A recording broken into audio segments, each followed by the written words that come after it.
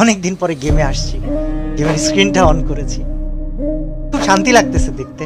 এবং একটা মজার বিষয় কি জানো, একটা সময় মনে হয়তো ভিউ পাইতেই হবে, একটা সময় মনে হয়তো টাকা কামাইতেই হবে, অনেক কিছু করতে হবে। এটা এখন কি মনে হয় জানো, এখন মনে হয় কিছু একটা করে যেতে হবে যেটা যেন মানুষ আমাকে আজীবন মনে রাখবে।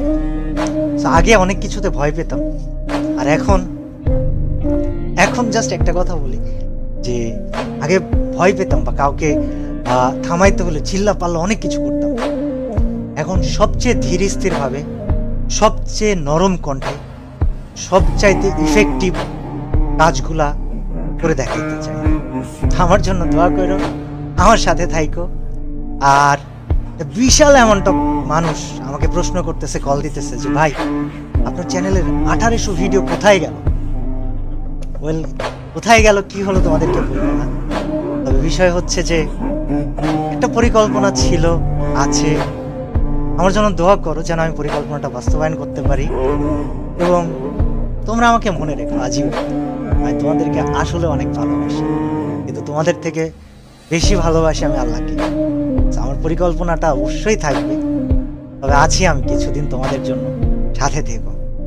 আর অফিসিয়ালদেরকে আমি বলবো, আপনারা যদি আমার এই ভিডিওটা দেখে থাকেন, আমাকে খারাপ ভাববেন। আমি কমিউনিটি গেম এটা আমার কাছে খুবই ভালোবাসার জায়গা। আপনাদেরকে আমি অনেক সম্মান করি, অনেক রেসপেক্ট করি, আর আপনাদেরকে না দায়িত্ববান হতে হবে। অর্গানাইজার্স, আপনাদেরকে দায়িত্ববান হতে হবে। স্পোর্টস প্লেয়ার, তোমাদেরকেও দায়িত্ববান হতে হবে।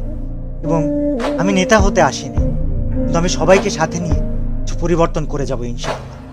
আমাকে অনেক অনেক জায়গা থেকে, আমি ফ্রি ফায়ার ক্রিয়েটর বলে অনেক সময় অনেক কথা বলা হয়েছে যে কি করতেছেন আপনি, হ্যান ত্যান সাত শত।